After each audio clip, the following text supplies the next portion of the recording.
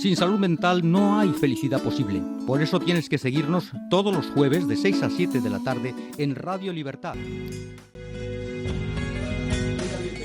Con los honores que merece a un médico psiquiatra de los mejores que tenemos en España, que ya es mucho decir, porque España es un país con extraordinarios psiquiatras, psicólogos, por supuesto. Doy la bienvenida al reconocido experto en trastorno límite de la personalidad, TLP, Mario Acevedo Toledo. Muchas gracias por aceptar la entrevista, Mario. Muchas gracias. Saludos, Ricardo. Muchas gracias. Bueno, vamos a tutearnos porque, si te parece, porque al fin y al cabo hemos construido una gran amistad precisamente en torno al trastorno límite de la personalidad. Así que vamos allá. Mario Acevedo es autor del libro de referencia La herida límite y viene a presentarnos en exclusiva en Radio Libertad El manifiesto límite, que, como dice en el epílogo, aspira a involucrar a toda la sociedad en defensa del colectivo de personas con trastorno límite, formado por más de 200 millones de personas en todo el mundo. Mario, ¿por qué y para qué este manifiesto límite? ¿Qué pretendes con este manifiesto? Bueno, el manifiesto límite va en defensa de las personas con trastorno límite, porque este ha sido un trastorno históricamente mal interpretado. Uh-huh. Los pacientes han sido incomprendidos y rechazados, yo creo que incluso por muchos profesionales, lamentablemente. Uh-huh. Y en base al nuevo paradigma del conocimiento actual y a las nuevas evidencias clínicas, podemos ya manifestar algunas ideas que, si quieres, te las voy desarrollando. Muy bien, sí. Dices en primer lugar en el documento, que lo tengo entre mis manos, que este manifiesto reivindica una reconsideración clínica y legal, ambas cosas, para que los pacientes sean tratados con la dignidad que merecen. Es decir, correcto, que a día de hoy estas personas, más de 200 millones en todo el mundo, no son tratados, ya lo has dicho, con dignidad. Y esto es muy tajante, ¿no? No son tratados con dignidad. Esto es así. Sí. Es así, lamentablemente. Yo pienso que hay que decir, en primer lugar, que el llamado trastorno límite de la personalidad, en realidad no es ningún trastorno de la personalidad. Eso ya es algo que es muy importante señalar. Sí. Yo creo que se concibe mejor como un trastorno por trauma, complejo, cronificado. Entonces se han confundido los rasgos con síntomas. Y estos síntomas son causados por los traumas que reciben los niños, biológicos, psicológicos y sociales, durante el desarrollo, y que impacta en diversos temperamentos. Por eso hay tanta heterogeneidad en el trastorno. Después, por otro lado, la etiología, o sea, las causas del trastorno, la evolución, el pronóstico, el tratamiento, difiere de los trastornos de personalidad. Y después, la experiencia en los trastornos de personalidad resulta egosintónica. Las personas pues se sienten a gusto con su personalidad, aunque sea un trastorno de personalidad. Aquí no, aquí la experiencia es egodistónica. Ellos no se quieren, en fin, se odian más bien. Y además puede ser diagnosticado antes de los 18 años. Esto es muy importante, porque en los trastornos de la personalidad hay que esperar que madure la personalidad y hasta los 18 años no suele diagnosticarse. Sin embargo, aquí se puede diagnosticar antes de esa edad si cumplen los criterios al menos durante 2 años. Entiendo. Y también hay que tener en cuenta, Ricardo, que los pacientes permanecen en lo que se llama la organización límite de la personalidad, que de ahí viene el nombre del trastorno, que es una acomodación provisional entre la estructura psicótica y neurótica de la personalidad. Así que por todo esto, en vez de llamarlo trastorno límite de la personalidad, sería quizás más conveniente llamarlo trastorno límite. Exacto. Y la palabra límite debe ya evocar a niños que han sido maltratados, que han sufrido traumas y que desean curarse con toda su fuerza. Este sería el segundo punto, digo porque lo tengo delante de mí, del manifiesto límite. El primer punto es el llamado trastorno límite de personalidad. No es en realidad ningún trastorno de personalidad al uso. Esto es lo que nos has explicado muy bien. Segundo punto sería, en el trastorno límite se observa siempre un maltrato. Claro, esto es muy importante señalarlo, porque siempre se había dicho que muchos habían sido maltratados. Yo he observado que han sido todos maltratados. Ahora bien, el maltrato hay que entenderlo como acción u omisión de cuidados. Y hay que incluir entornos invalidantes y el estigma social en diferentes ambientes. Entonces, la experiencia de ellos, de haber sido incomprendidos desde siempre, abandonados o tratados injustamente, que no siempre es de forma intencionada por los demás. Esto queda claro. Eso está claro, exacto, porque muchos familiares dicen, pero si yo no los he maltratado, de acuerdo. Entonces eso les obliga a ellos a un ejercicio agónico de supervivencia. Entiendo. Eso es el segundo apartado que quería señalar. Entiendo. Como tú sabes, Ricardo, sufren muchas adicciones, que es lo que se llama patología dual. Sí. Y bueno, y tú también conoces que está con frecuencia asociado a otras patologías psiquiátricas y en realidad constituye el paradigma de la comorbilidad en psiquiatría. Está claro. Estos pacientes no encajan en la red asistencial, no encajan en la red asistencial. Es el cuarto punto de tu manifiesto. ¿A qué te refieres cuando dices esto? Bueno, Mario? Pues que en el sistema actual estas personas perjudican a otros pacientes o son perjudicados por ellos cuando comparten los mismos servicios. Entonces se precisa una red asistencial propia para ellos, constituida por un hospital de día y un servicio ambulatorio. Muy bien. Y estas unidades específicas deberán contar con un personal multidisciplinar especializado, lógicamente. Muy bien. Entonces hay que señalar también, en el apartado 3 yo señalo la prevalencia del trastorno, que va ya superando el 2% de la población general. Eso es. Y que además no deja de crecer porque está impulsada, como yo digo en el manifiesto, por los valores de la posmodernidad, que es la etapa histórico-social donde nos hayamos estamos instalado. ahora mismo. Exacto.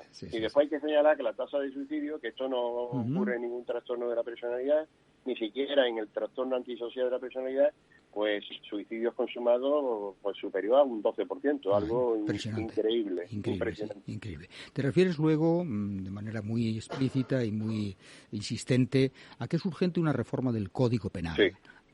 Realmente avalada por digamos, nuestro nuevo paradigma al que tú te refieres. ¿En qué consistiría esta reforma, Mario Acevedo?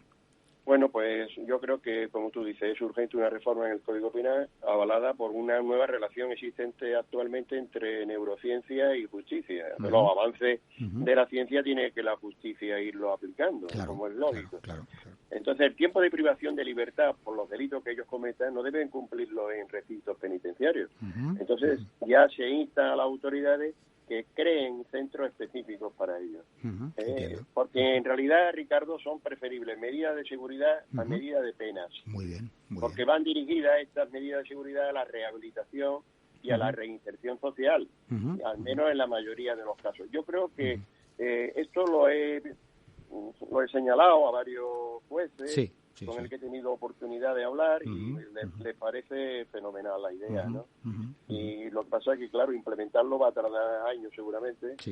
Y también hay que ser consciente que la población penitenciaria en España de afectados con trastorno límite alcanza un 25%, nada menos. Es un porcentaje altísimo, pero altísimo. Ya solamente este porcentaje debería de hacernos reflexionar y sobre todo al Poder Judicial, ¿no? ¿Qué está pasando con esta población penitenciaria que está afectada por trastorno límite en España? Es un porcentaje altísimo, ¿no? El punto sexto de este manifiesto límite es sobre los pacientes pueden ser curados, algo que tú ya en la primera intervención señalabas, cuando llegamos a tiempo para tratar sus heridas y realizar una rehabilitación. Este es el punto 6. ¿Puedes comentarlo? Sí. Claro, si llegamos a tiempo, porque algunos han llegado ya a una isla tan lejana que no podemos rescatarlo. Esa es la realidad. Tenemos que llegar a tiempo y evitar que haya comorbilidades, que haya adicciones, pero a la mayoría pueden ser curados. Esa es otra gran novedad, ¿no? Y además aprovechan la oportunidad de que se lo ofrezcan. Estas personas están deseando que se lo ofrezcan oportunidades. Y además son muy válidas laboralmente cuando la actividad que se les propone se adapta a sus necesidades y a sus talentos. En general son muchos los talentos que tienen. Suelen ser gente inteligente, originales y creativas. Y presentan una personalidad que ya ha sido descrita por muchos psiquiatras, entre ellos Milo, por ser una personalidad quijotesca. Son generosos, nobles y empáticos. Cuando hablas de llegar a tiempo, no se puede hablar de una edad concreta, supongo, porque depende del desarrollo del trastorno, ¿no? Pero si puedes aventurar en dice, cuando lleguemos a tiempo para tratar sus heridas, ¿a qué te refieres en ese tiempo? ¿Es un tiempo de edad o es un tiempo del propio trastorno? Sí, de las dos cosas. Cuanto más temprano veamos el trastorno, pues mejor serán curados. Ya decía yo antes que pueden ser tratados antes de los 18 años, Correcto. Porque el diagnóstico se puede hacer. Generalmente debutan a los 13, 14 o 15 años, debutan en la adolescencia. Entonces ahí es más fácil poderlo recuperar que si es más tarde. porque si es más tarde, pues ya seguramente tienen trastornos comórbidos y es más difícil rescatarles. Dices en el punto 7, con este nuevo enfoque se podría, en gran medida, interrumpir la transmisión intergeneracional del trastorno. ¿A qué te refieres en este punto, Mario? Bueno, pues que si cura a las personas con trastorno límite, pues educarán a sus hijos de otras maneras, porque muchas veces las personas que han sufrido maltrato en la infancia, pues a su vez maltratan a sus hijos. Entonces, si tenemos la oportunidad de curarlo y explicarle en qué consiste el trastorno límite, pues van a tener más cuidado en la educación de sus hijos. A eso me refiero. Qué importante. Porque es importantísimo, porque lo que ha ocurrido ha sido precisamente esto, que ha habido una transmisión intergeneracional del trastorno. Entonces, ahora hemos comprendido que estas personas lo que sufren es un síndrome de abstinencia, del vínculo afectivo que no tuvieron de la infancia. Eso es lo que les pasa. Cualquiera pudo haber sido herido de esa manera. Entonces, pues eso interrumpe su desarrollo psicológico. Pero son personas que han sido maltratadas, eso es todo. Y ya digo, le puede pasar a cualquier persona, ¿no? Y entonces yo también explico en este apartado que son demasiado sensibles para la vida, esto es muy interesante. Muy interesante. Exacto, y demasiado noble para este mundo. Sí. Exacto. Tú lo sabes, Ricardo. Sí, lo sé muy bien. Exacto. Y entonces, ¿qué pasa? Que con frecuencia son revictimizados. Claro, en la medida que van con esa sensibilidad por la vida y con esa nobleza, pues suelen ser revictimizados. Esa es la realidad. Tú hablas de que existen formas graves, moderadas y leves, es decir, ahí es importante calificar a la hora del diagnóstico. Supongo que en tu consulta lo haces permanentemente desde hace muchos años, pero existen esas tres formas, ¿verdad? Sí, claro. Existen formas leves, moderadas. Las graves tienen que ingresar en centros hospitalarios, claro. Las moderadas pues pueden recibir tratamiento ambulatorio y las leves igualmente, ¿no? Con la ayuda de un psicólogo clínico pues pueden salir adelante, y las graves necesitan generalmente internamiento, ¿no? Que son las que tienen pues patología comórbida generalmente. Y también hay que decir otra cosa, que estas personas en realidad son víctimas y diamantes. ¿Sabes tú que yo eso lo he destacado mucho? Sí, en tu propio libro, este libro de éxito que decimos, la herida límite, ya está manifestado realmente y demostrado con nombres, apellidos, que todos podemos identificar en el mundo, digamos, de los prescriptores, de la prescripción internacional. Y tú cuando te acercas a esas biografías, dices, efectivamente, pues son diamantes, es clarísimo. Claro, son diamantes cuando se les trata, en el trato clínico se ve que son personas buenísimas, son diamantes. También en sus diarios, yo he tenido oportunidad de leer muchos diarios de pacientes y ahí veo que son personas maravillosas. Y también, como tú sabes, en el conocimiento de los personajes célebres que han padecido esta enfermedad, ¿no? Que es una enfermedad que tú sabes que la han padecido pues estrellas como Marilyn Monroe, Judy Garland, sin duda, etcétera, ¿no? Sin duda. Y bueno, pues este manifiesto, como tú decías antes muy bien, pues reivindica una reconsideración clínica y legal para que los pacientes sean tratados de una manera ya digna, ¿no? Que es lo que merecen, porque es que ha habido una confusión impresionante, claro. Entonces, ¿qué es lo que ocurre? Pues que ha habido una equivocación. Entonces, cuando el error se hace colectivo, pues adquiere la fuerza de una verdad, y esto ha sido lo que ha pasado aquí. Claro. Bueno, ahora toca difundirlo, querido Mario Acevedo Toledo. Bueno, ahora estamos, porque todo manifiesto, contigo, Ricardo, eso por supuesto, conmigo cuentas porque lo difundiré por tierra, mar y aire, por supuesto, pero habrá que dirigirse, ¿no? En el mundo, ¿eh? Sí, seguro. Pero ahora hay que contar con colegas tuyos, con psiquiatras, con psicólogos, con asociaciones, con colegios, ¿no? Profesionales, pacientes, familias. Yo creo que ahí es la tarea de extenderlo, expandirlo y que sea afirmado. Cuantas más personas mejor, pues indudable va a dar una gran fuerza a este manifiesto, ¿no? Exacto, es así. Pues eso esperamos. Ese es tu reto. Ilusión te acompaño en el reto, por supuesto, Mario. Eso es para bien de los pacientes, por supuesto. Porque claro, los pacientes son los que dan el aval a esto que yo digo, ¿no? Sí. Y entonces cuando se sienten así considerados, pues empiezan a mejorar. Lo veo en la consulta. Sí. Como decía el juez aquel en Amay TLP, porque yo no soy un teórico, soy una persona que está al lado de los pacientes continuamente durante muchísimos años. Esa es tu experiencia que has ido cogiendo. Sí. Es un mérito extraordinario tuyo. tuyo.